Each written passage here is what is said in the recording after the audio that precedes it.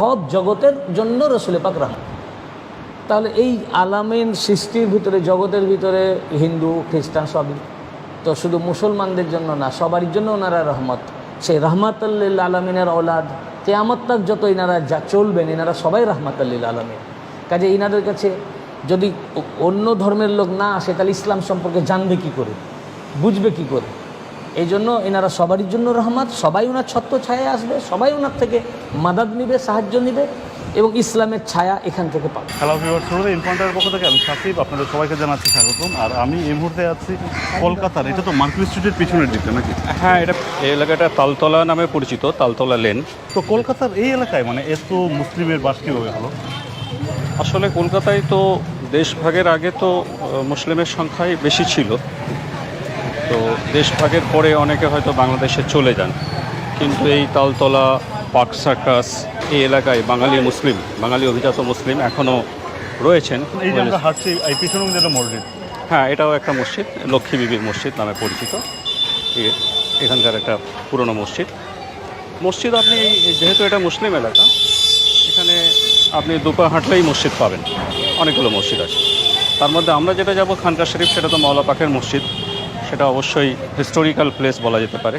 খানকা শরীফ মসজিদ নামে বিখ্যাত, যেহেতু ওটা মাওলা পাকের বাসস্থান ছিল সেই সময়। অ্যাকচুয়ালি ওই রাস্তাটার নাম ছিল গার্ডেনার লেন। তো পরবর্তীকালে ওই খানকা শরীফ মসজিদ হওয়ার পর ওই রাস্তাটার নাম খানকা শরীফ লেন হয়ে গেছে। খানকা শরীফ মসজিদ যেটা বলা হয়, সেটা অ্যাকচুয়াল 3 তলা, এই বিল্ডিংয়ের 3 তলায় আছে। রসুল পাক সাল্লাল্লাহু আলাইহি ওয়াসাল্লামের কাছে সবাই আসতো। একজন বিধর্মী, একজন মুশরিক আসলে যে তার প্রতি দুর্ব্যবহার করতেন না, ইহুদি খ্রিস্টান আসলেও তার প্রতি দুর্ব্যবহার করতেন না, বরং তারা মেহমান হিসাবে আসলে তাদের খাতির যত্ন করতেন। তাদেরকে এখান থেকে আমরা শিক্ষা পেয়েছি। ওনার ইসলামটা যে স্প্রেড করেছে, এটা কিন্তু তরবারির দ্বারা নয়, সম্পূর্ণ রসুল পাক সাল্লাল্লাহু আলাইহি ওয়াসাল্লামের ব্যবহার ও আখলাক এবং মুজেজার দ্বারাও নয়, কারামতের দ্বারা নয়। 40 বছর নবুয়াতের এলান হয়েছে 40 বছর বয়সে। 40 বছরের আগের যে ওনার জিন্দেগি, এই যে 40 বছর ধরে যখন নবুয়াতের এলান করেননি, তার 40 বছর যে ওনার যে জীবনীটা ওরা দেখেছিল মক্কার অধিবাসীরা, ওনার ওই জীবনী, ওনার ব্যবহার, ওনার আখলাক দেখে যখন 40 বছর বয়সে নবুয়াতের এলান করলেন, তখন তারা গ্রহণ করলো।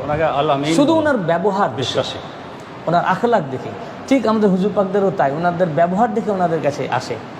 মহাত্মা গান্ধী একটা কথা এই জন্য বলেছেন যে ইসলাম তরবারির জোরে, আমাদের ভারতের জাতির জনক মহাত্মা গান্ধী, যে ইসলাম তরবারির জোরে বিস্তার লাভ করেনি, ইসলাম বিস্তার লাভ করেছে, স্প্রেড করেছে ইমাম হুসাইন আলাইহিস সালামের মহান আত্মত্যাগের মাধ্যমে। এটা জাতির জনগণ, বিধর্মী তারাও কত স্টাডি করে, তারাও কিন্তু এটা বুঝতে পেরেছে। হ্যাঁ, ইহা আরশে খোদা কা ধোকা। তখন এখানে এটা আরশে খোদার ধোকা মানে হয়ে গেল আর কি, মানে ধোকা হচ্ছে, মানে হচ্ছে এটাই আরশে মোল্লা বলে মনে হচ্ছে। উচ্চ মার্গের কথা আর কি, মারেফাতের কথা আর কি। আর এখানে আছে কি সাল তারিখ কি মুঝকো হুই ফিকর। মাওলা পাক মানে যিনি হযরত শাহ মুর্শিদ আলী আল কাদেরী আল হাসানী আল হোসেনী আল বাগদাদি পাক, যার 4ই ফাল্গুন মেদিনীপুরে ওরস পাকে বাংলাদেশ থেকে স্পেশাল ট্রেন আসে। এটা কিন্তু একেবারে নজিরবিহীন ঘটনা। ভারতে আর কোনো ওরসে বাংলাদেশ থেকে একটা পুরো ট্রেন এক দেশ থেকে আরেক দেশ সরাসরি মানে ওরস যাত্রী নিয়ে যাওয়ার ঘটনা কিন্তু আর নেই। আসলে মাওলা পাকের যে বেসালে হক হয়েছিল, সেটা হচ্ছে 1901 সাল ইংরেজি, মানে আজ থেকে প্রায় 120 বছর আগে, এবং সেটা বাংলা হিসেবে ছিল 1307 বঙ্গাব্দের 4ই ফাল্গুন।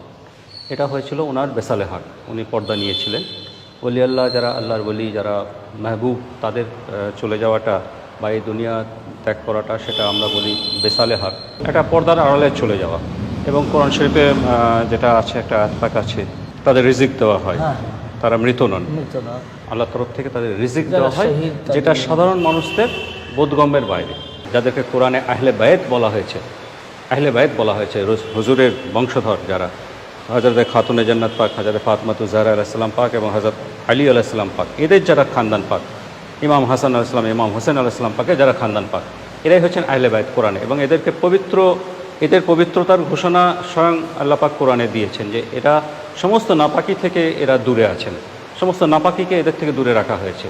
তো এই খানদান পাক হচ্ছেন পুরোপুরি আলে রসুল, আলে মোহাম্মদ, আওলাদে আলী আলাইহিস সালাম পাক, ইমাম পাকের খানদান পাক।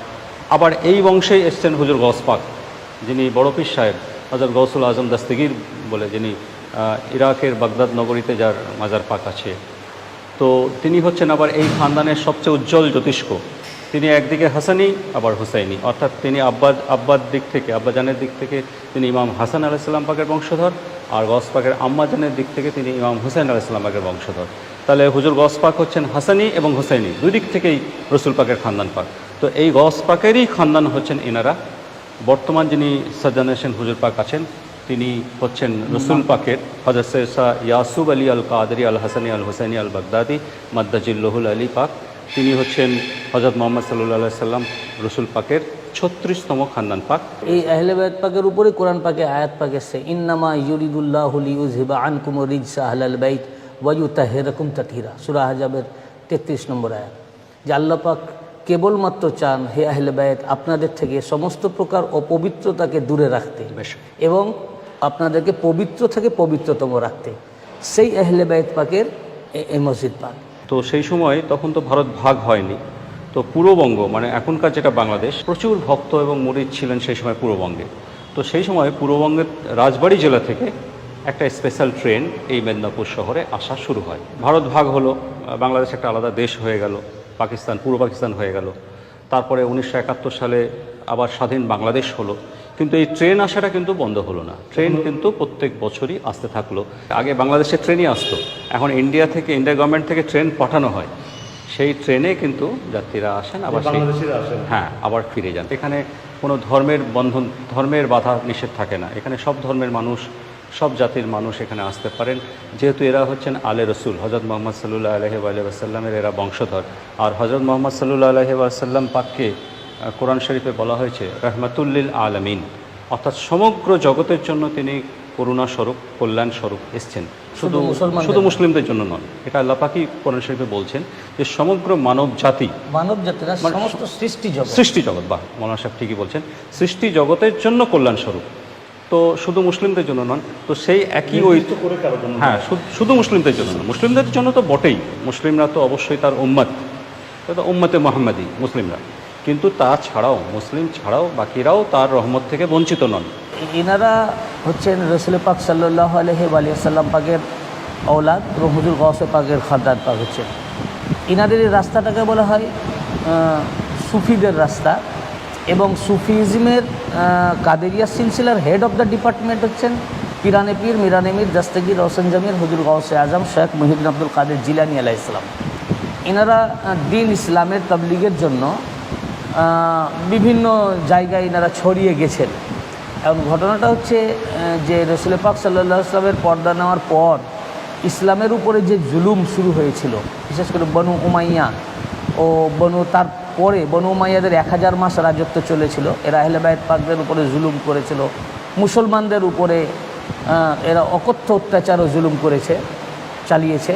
এবং তাদের সময়ে একটা হাদিস বোর্ড গঠন করেছিল, সেখানে ওরা জাল হাদিসও তৈরি করত।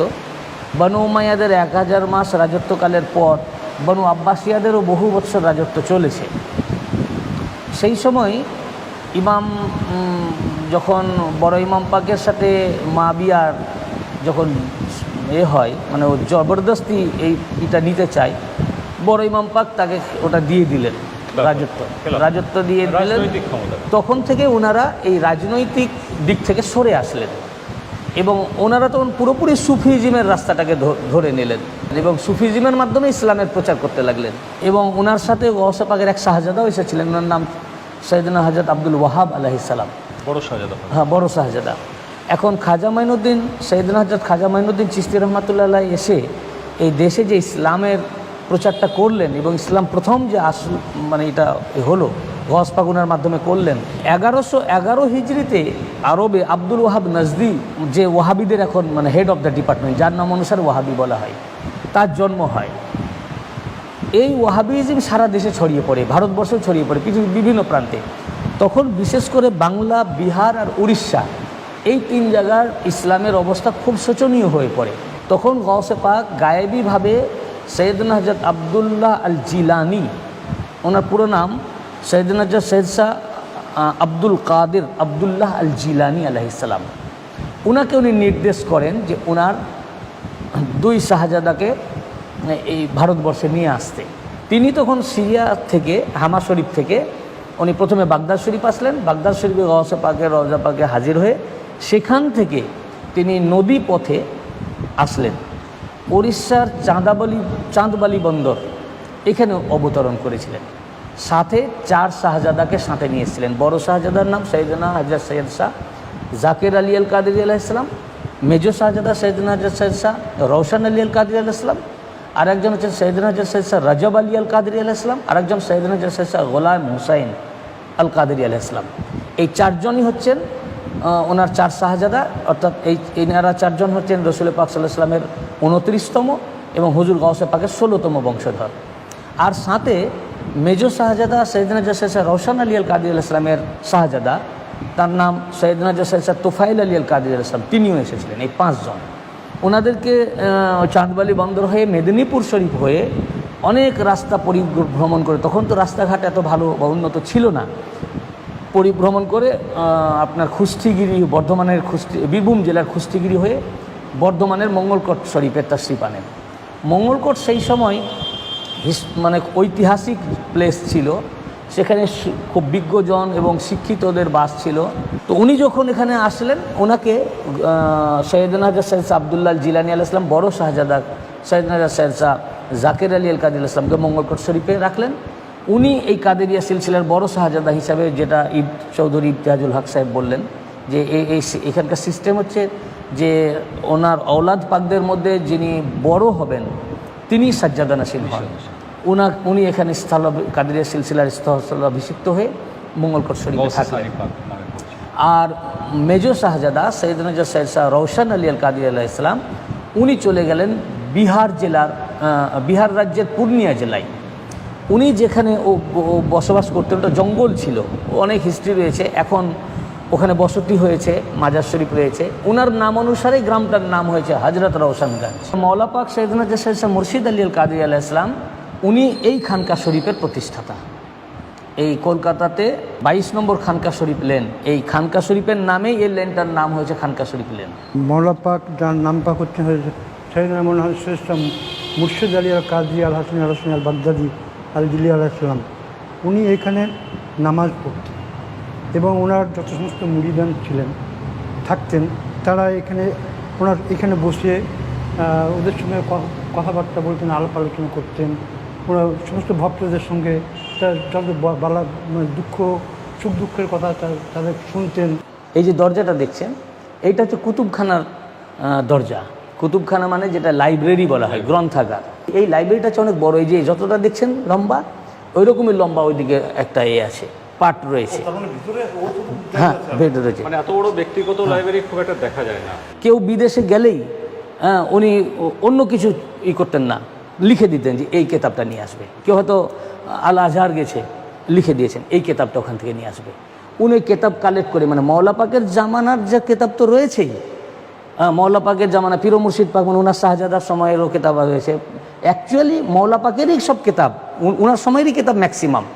হ্যাঁ, এখানে উনি ছাড়াও বর্তমান হুজুর পাকের দাদাজান সৈয়দনা সৈয়দ শাহ মুস্তারশিদ আলী আল কাদেরী আলাইহিস সালাম উনিও অনেক কেতাব কালেকশন করেছেন, সেগুলো এখানে রয়েছে। কেতাবগুলো সব হচ্ছে আরবি এবং ফার্সি, উর্দু, ম্যাক্সিমামই সব আরবি কেতাব। এনারা ইলমটাকে খুব জোর দেন, যেটা রসুল পাকের যে হাদিস পাক ছিল যে ইলমের জন্য, ইলম হাসিল করার জন্য যদি তোমাকে চীন দেশে যেতে হয় তাও যাও, কিন্তু ইলম হাসিল করতে হবে। ইন্না সাফা ওয়াল মারওয়াতা মিন শায়রিল্লাহ। হযরত হাজেরা আলাইহিস সালাম পাকের যে নিসবত ওনাদের টাচে, আল্লাহর ওলি যারা, রসুল পাক আল্লাহর ওলি, তাদের সঙ্গে যখন কোনো কিছু টাচ হয় নিসবত চলে আসে, তার মধ্যে একটা সম্পর্ক চলে আসে, সেটা পবিত্র হয়ে যায় আমাদের কাছে, সেটা আল্লাহর নিদর্শন হয়ে যায়। সেজন্য হজের মধ্যে ওটাকে আল্লাহ পাক কম্পালসারি করে দিয়েছেন। এই সাফা মারওয়া ছোটাছুটি করা, কিংবা ওই হযরত ইসমাইল আলাইহিস সালাম পাকে রেখেছিলেন উনি বাচ্চা, তো ওই দিকে তাকানো, এই সমস্ত ব্যাপারটাই কিন্তু হজের মধ্যে চলেছে। তো এগুলোকে আল্লাহ পাক সাফা মারওয়া তো পাহাড়, যেহেতু ওই পানির জন্য বিবি হাজারা উনি একজন পয়গম্বরের আম্মা, ইব্রাহিম আলাইহিস সালামের স্ত্রী আর ইসমাইল আলাইহিস সালামের আম্মা। ইসমাইল আলাইহিস সালামকে কাবা শরীফের নিচে রেখে পানির জন্য সাফা পাহাড়ে উঠলেন পানি দেখার জন্য। তো মরিচিকা হয় না, মরিচিকার জন্য মনে হচ্ছে মারোয়া পাহাড়ে পানি আছে, তখন ছুটতে ছুটতে উনি মারোয়া গেলেন। মারোয়ায় গিয়ে আবার দেখছেন যে না, মনে হচ্ছে সাফাতে আছে, তখন আবার সাফা, এর 7 বার দৌড়িয়েছিলেন। একজন পয়গম্বরের উনি তো পাইগাম্বার না, পাইগাম্বারের আম্মা, উনি ওয়ালি ছিলেন, ওয়ালিয়া। ওনার সাথে পাহাড়ের সম্পর্ক আসলো তো ওটা আল্লাহর নিদর্শন হয়ে গেল, কোরআনে আয়াত হয়ে গেল যে নিশ্চয়ই সাফা এবং মারোয়া পাহাড় আল্লাহর নিদর্শন। মাকামে ইব্রাহিমা, ওখানে ইব্রাহিম আলাইহিস সালাম একটা পাথর, ওই পাথরের উপরে দাঁড়িয়ে কাবা নির্মাণ করেছিলেন। তো ওখানে ওনার পায়ের ছাপ হয়ে গেছিলো। তো ওই যে ওই পাথরে উনি দাঁড়ালেন, ওটা আল্লাহর নিদর্শন হয়ে গেল এবং কোরআনে আয়াত চলে এলো ওয়াত্তাখিযু মিন মাকামি ইব্রাহিমা মুসাল্লা, ওই পাথরটাকে তোমরা নামাজের জায়গা বানাও। এই সম্পর্কে আরও আপনাদের যদি জানার কিছু থাকে সেক্ষেত্রে হচ্ছে 4 নাম্বার, যেটা হাজী মোহাম্মদ মহসিন স্কোয়ার। তো এই দরবারের আলেমরা রয়েছেন, হ্যাঁ, সেখানে চলে আসবেন। আর এটা হচ্ছে বাংলাদেশি যারা আসেন একেবারেই কাছে তাদের জন্য, কারণ আমরা বাংলাদেশি যারা আসি সবাই হচ্ছে নিউ মার্কেট এলাকায় উঠি। আর এই হাজী মোহাম্মদ মহসিন স্কোয়ার যেটা, এটা নিউ মার্কেটের নিউ মার্কেট পাশে। এলাকায়, যেটা নবাব হোটেল, যেখানে হচ্ছে বাংলাদেশিরা সবচেয়ে বেশি খাওয়া দাওয়া করে, আরাফাত এই হোটেল। নবাব হোটেলের পরে আরাফাতের পেছনেই হচ্ছে এই 4 নম্বর হাজী মোহাম্মদ মহসিন স্কোয়ার। সেখানে আপনারা আসবেন, এসে আপনাদের যদি কোনো জিজ্ঞাসা থাকে, কোনো কিছু জানার কিছু থাকে, সেক্ষেত্রে হচ্ছে সেখান থেকে সব কিছু জেনে নেবেন।